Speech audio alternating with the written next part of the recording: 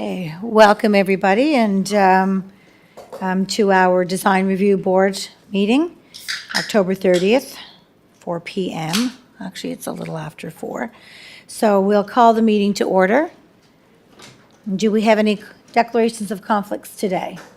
Item 2, I will be accepting myself. Okay, thank you for that, Brian. And can I have an approval of the agenda? Moved by Councillor Beck, seconded by Brian Gillis. All those in favor? Wonderful. Moving on from there, the minutes from the last meeting we had in June have been circulated. Can I have an adoption of those minutes? Okay, moved by Councillor McCabe, seconded by Councillor Beck. All those in favor? Great, thank you for that. Any business arising from those minutes? Okay, seeing none, we can move on to our reports. And our first report is 1719 Richmond Street. And our planner, Laurel Palmer-Thompson, will give the report. And I will note that the applicant is here with us today, so they will be available to clarify and give any information that they would like to share. So thank you.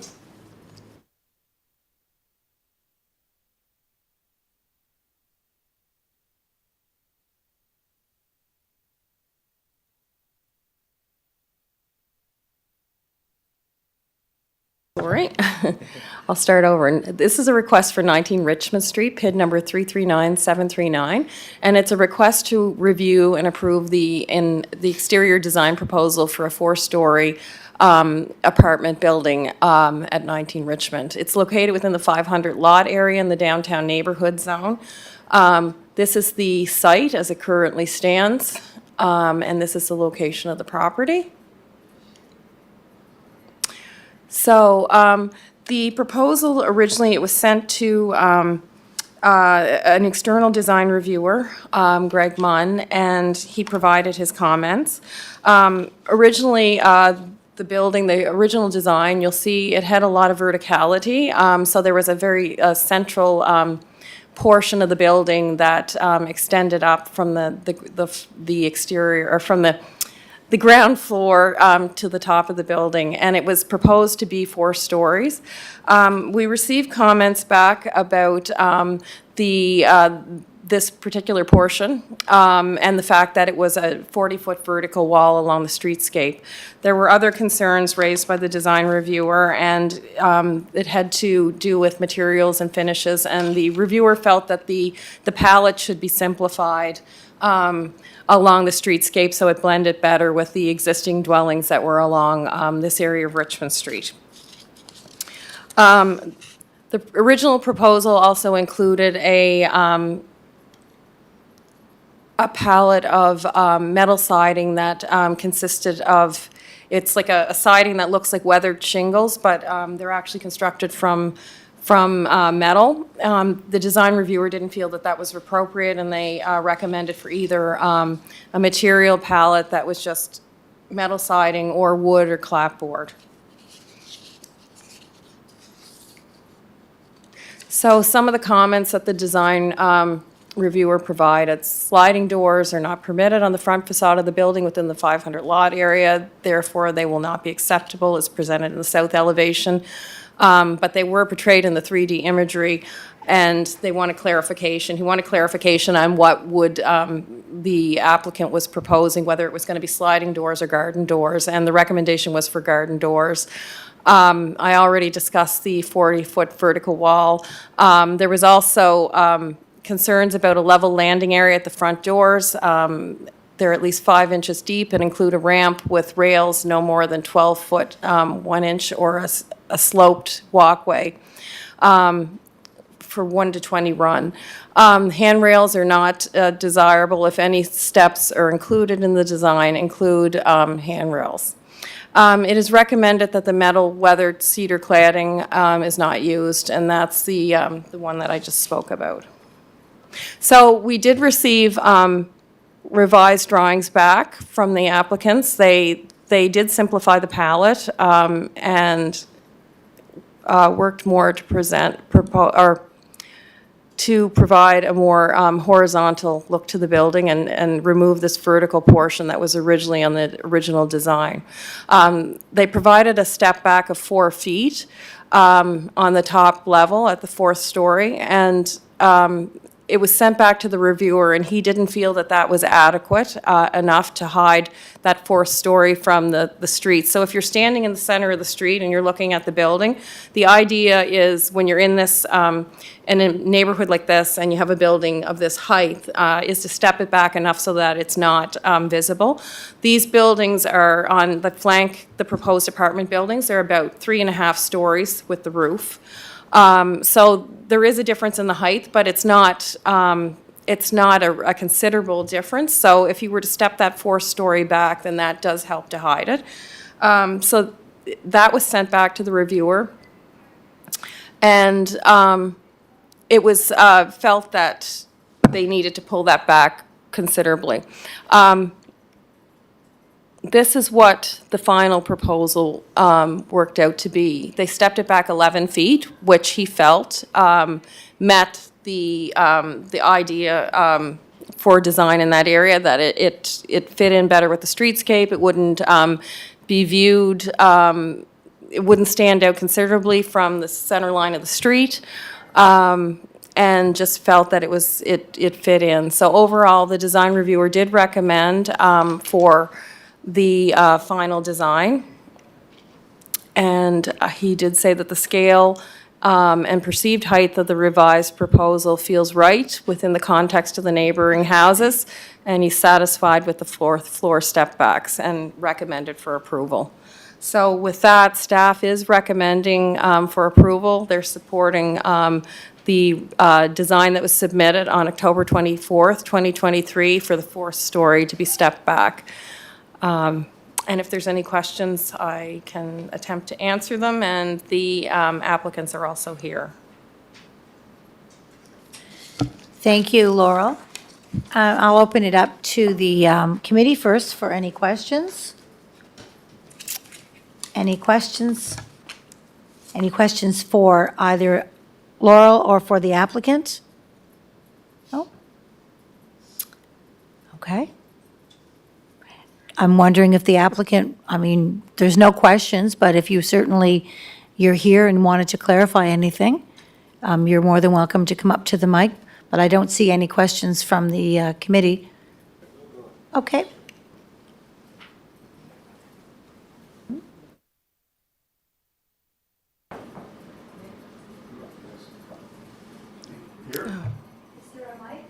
No, there isn't. Well, here, you just sit here, Philip. We'll move down. I'll be brief.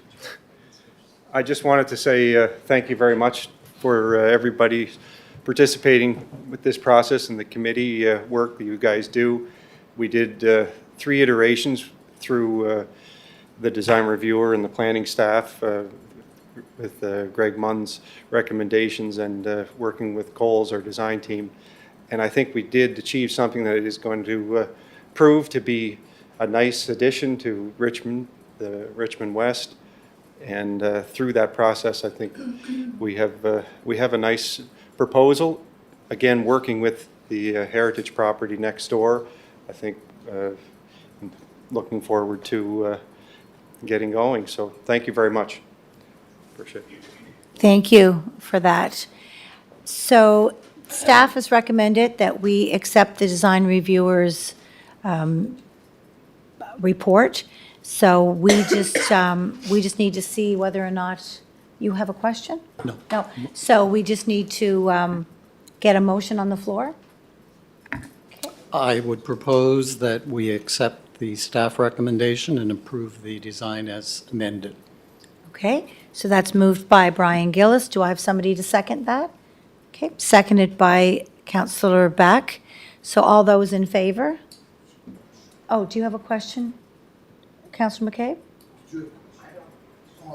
Okay, no, okay. So, okay, that's been accepted then. Thank you very much. So we will not be able to go on with the second item on the agenda because one of our members will be in conflict, which will leave us not with quorum. We can, But, yeah, so I just need to get committee's approval to move item 3 to item 2. Yep, So, and if okay. someone shows up, then we might be able to go back and revisit. Yep, thank you. I'll move that. Okay, thank you, and seconded by Councillor Beck. So moved by Councillor McCabe, seconded by Councillor Beck, that we will move on to item number 3 as we wait for the other committee members to arrive. Okay. Thank you for that. Okay, so we will move on to item C, I guess, 40 Riverside Drive, and Sonia is here to present. Thank you.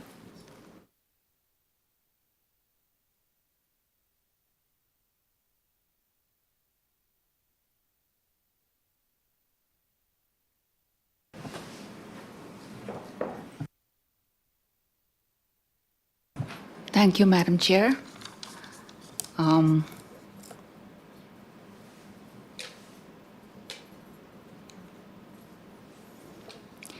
We have the request to review exterior design proposal of a new waste to energy building to be constructed on 40 Riverside Drive, including an increase in the maximum permitted height from 12 meters to approximately 35 meters for a building in the M1 zone, and increased in the maximum height of rooftop mechanical equipment from 3 meters to 15 meters above the maximum permit height, and a reduction in the minimum required setback of the rooftop mechanical equipment from 3 meters to 2 meters from the roof edge.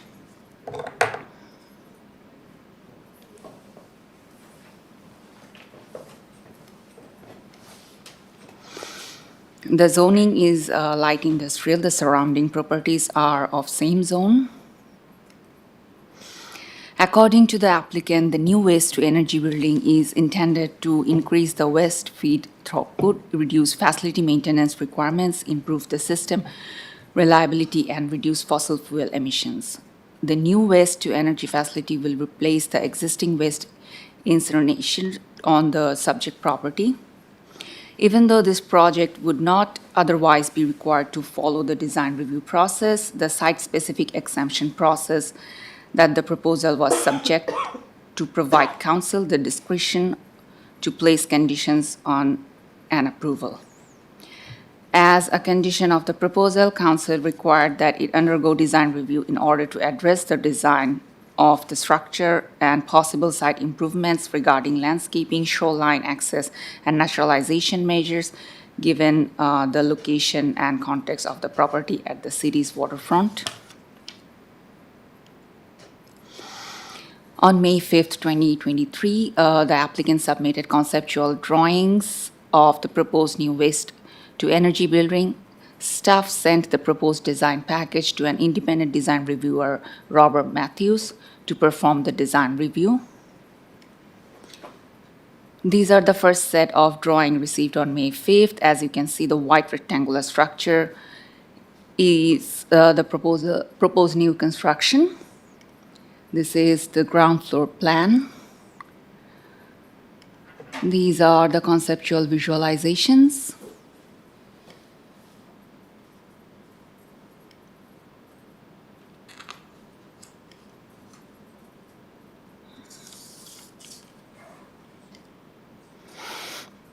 On June 8, 2023, Mr. Matthews submitted his formal review, which provided thorough feedback and guidance. I'd like to mention some of the key points here.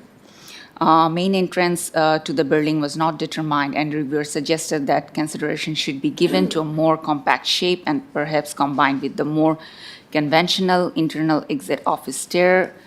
If this is not possible, then consideration should be given to a more graceful structure. The site needs to be addressed in a thoughtful way.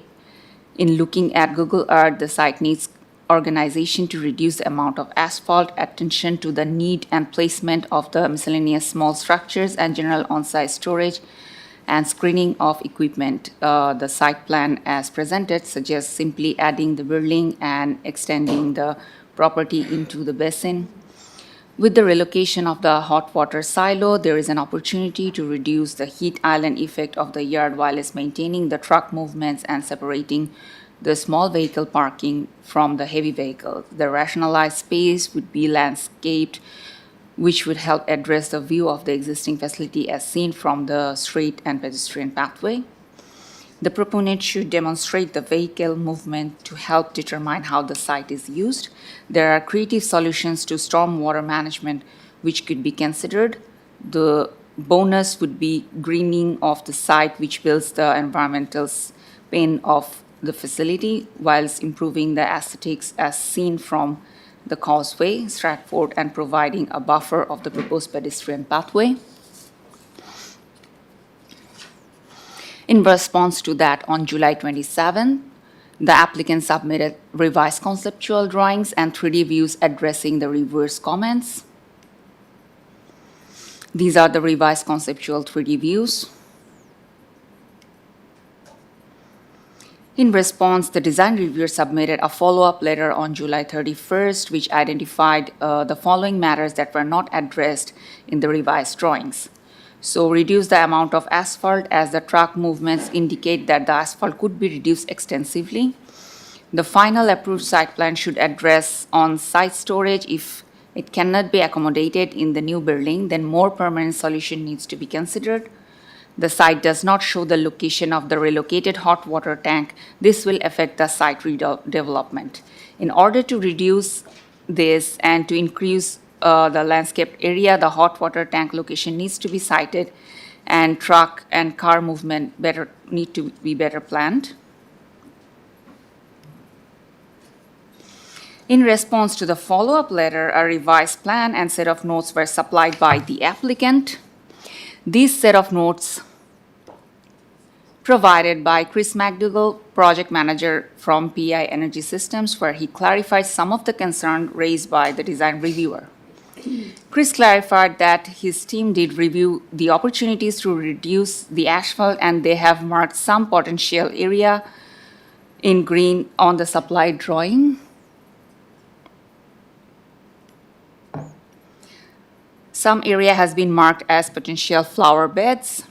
He ensured that PI Energy System is committed to improving the street view of the existing plant and small structure and on-site storage, repainting the existing building.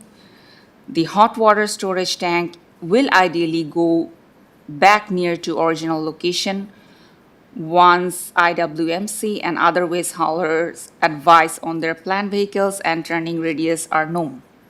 They noted the heat island effect. He also mentioned that a marine enhancement program in the East Hillsborough River has been approved with PEI Department of Environment and Federal DFO.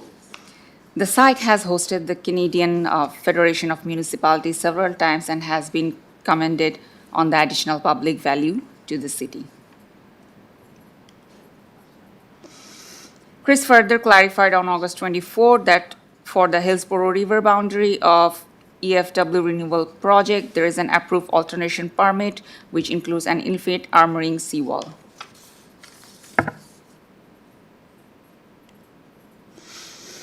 Based on the supplied marked-up conceptual plan and explanation from Chris, design reviewer accepted the proposed conceptual design and recommended that the city work with the applicant's landscape architect to ensure that the areas highlighted in green are treated in an appropriate manner.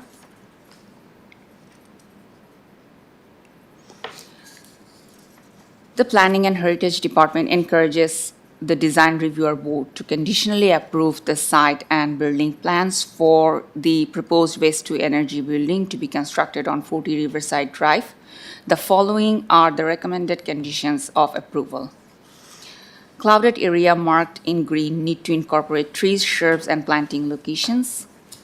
Detailed solution required, particularly at the corner where the tank is currently located. With the relocation of the hot water silo, there is an opportunity to incorporate landscaping that can delineate where the parking as well as the drive aisle for small vehicles are located. Drive lanes for heavy vehicles should be clearly marked and small vehicle parking located away from heavy vehicles. Detailed solution required at the area marked as green space opportunity TBD alongside of the vehicular entrance. This green space can act as screening or landscaping enhancement for the parking area. A sound vehicular movement plan should be incorporated with the landscape design drawings that shall include but not be limited to surface treatment of all soft and hard surface landscape areas. Planting schedule, in example, name, height, diameters of canopy with quantity. There is a need to reduce asphalt surface coverage as well as provide screening, which can be achieved with the landscaping design. In fulfillment of condition 1 to 5 inclusive, it is required that the applicant provide appropriate drawings to satisfy these conditions that have been created and stamped by a professional landscape architect who is licensed to practice in the province of PEI. So thank you so much, and I can take any questions. Thank you, Sonia, for your report.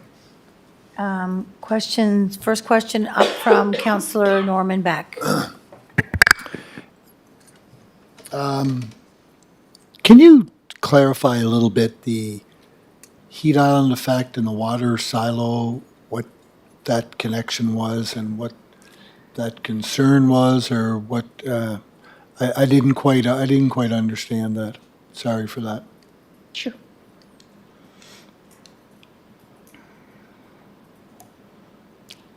So with the amount of asphalt, there is, the heat will generate here with the amount of asphalt, and it was requested by the design reviewer to reduce the amount of asphalt so that the gaining of heat can be reduced. Okay.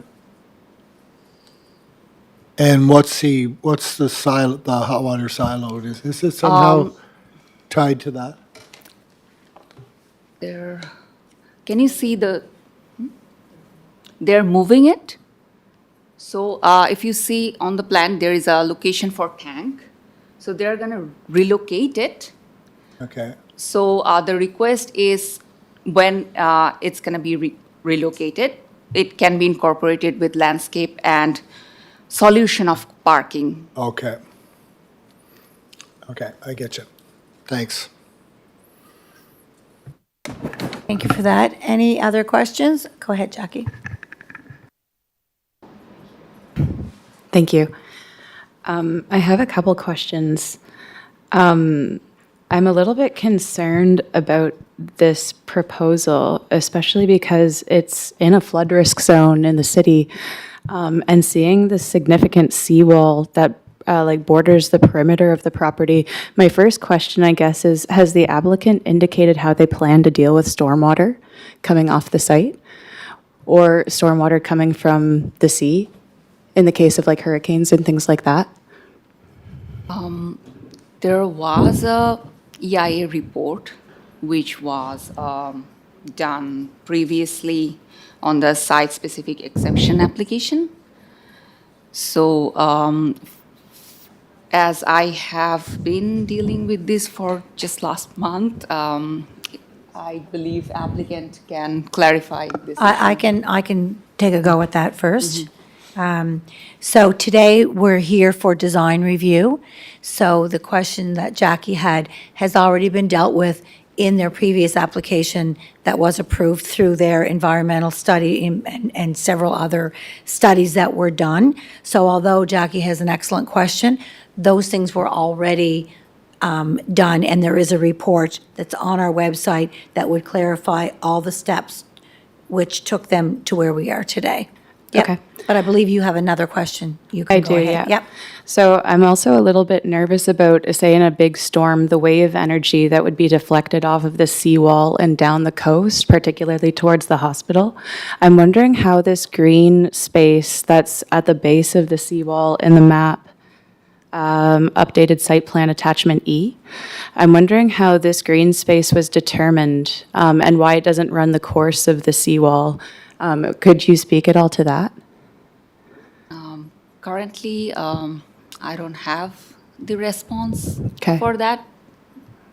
but I believe applicant might be able to clarify that. Thank you, Sonia. The applicant is here. I do believe that was addressed again in the original application that went to planning board.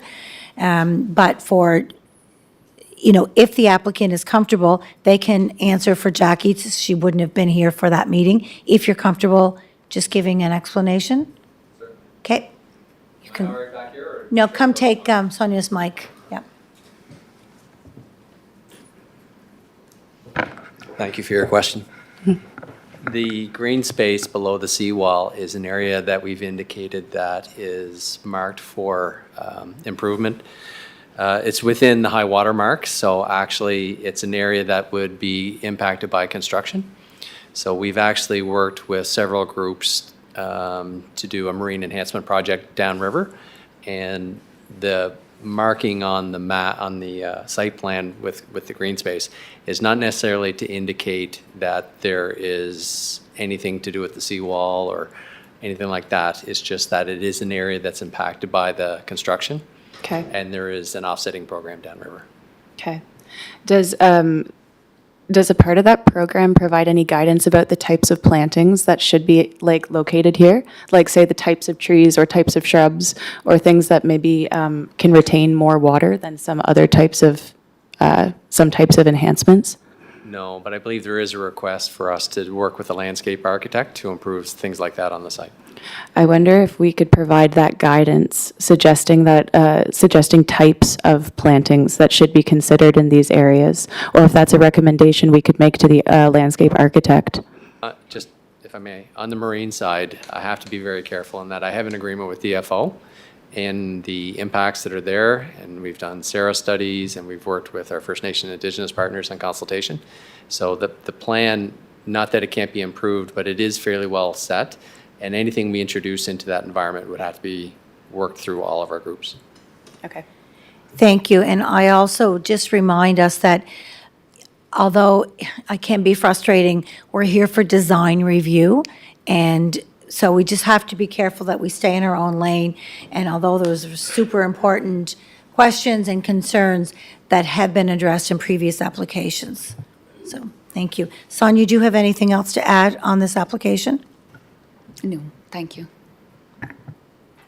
So we have a staff, go ahead, Brian, sorry. I'm unclear as to the existing hot water tank. Is it being replaced, and where is it being located? Sonia? Can you turn on the presentation again?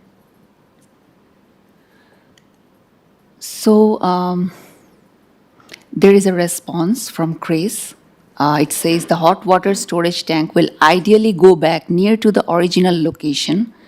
As you see, the original location is there already. So it will be relocated around the original location.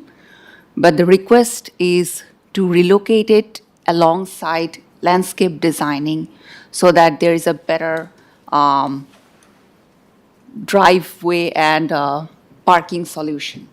So to incorporate this solution with parking, that was the request.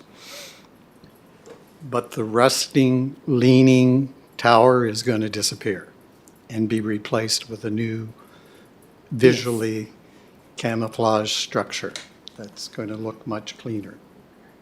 Great. Thank you.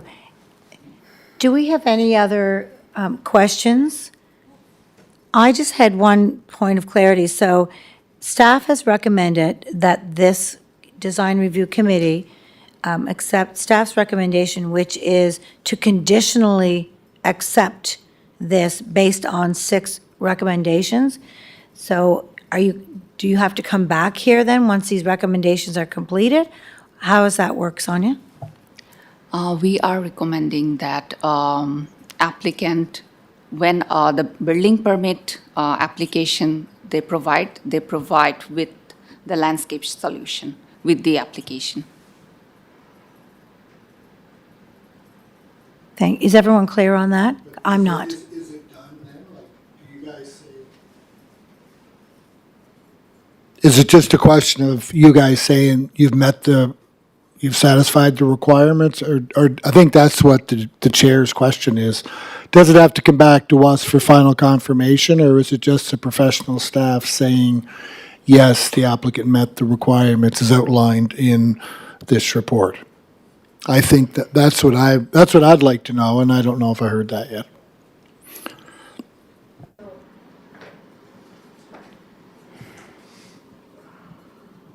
So while we spoke, Sonia and I had worked on this last week with the original design reviewer, and there were concerns that were brought forward originally. So you had seen the 3 design review reports from the design reviewer, or from the design reviewer. So the issue that's really going on is that this project is a design build, so that at this point in time, they don't have a fully finalized landscape plan. So what we're doing is we're working with the applicant to finalize that plan over time, and it would be based on the recommendations that were set out by the design reviewer. So I don't believe there's a need for it to come back to the board, but we have to ensure that that the recommendations that were set out by the reviewer are implemented or closely implemented, if that makes sense. Yep, thank you. Yep, thank you for that clarification. Okay, any other questions? And if not, so the recommendation is to accept staff's recommendation based on the conditions that have been outlined in the report. And do I have anyone that would like to move that? Go ahead, Brian. I will move the acceptance of staff's recommendation and the engagement of a landscape designer to interpret the objectives. Great. Thank you, Brian. And do I have somebody to second that? Seconded by Councillor Beck. So all those in favor? Great. Everyone is in favor of that. So thank you very much. Thank you, Sonia. Eleanor, we're without quorum, hey? 50% plus 1. And with Mr. Gillis having to leave, we aren't 50% plus 1, are we? Yeah. The mayor Has anyone indicated reached he'd out be- to his worship? I Because have he did say he was coming. 10 or 15 minutes away from even being in town, so you'll have to make the call.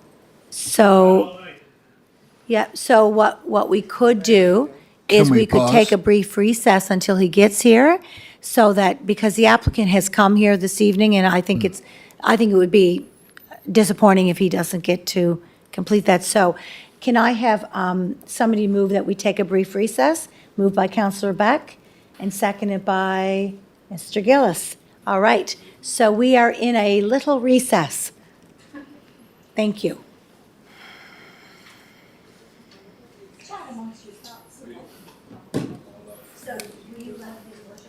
I said we're in a recess.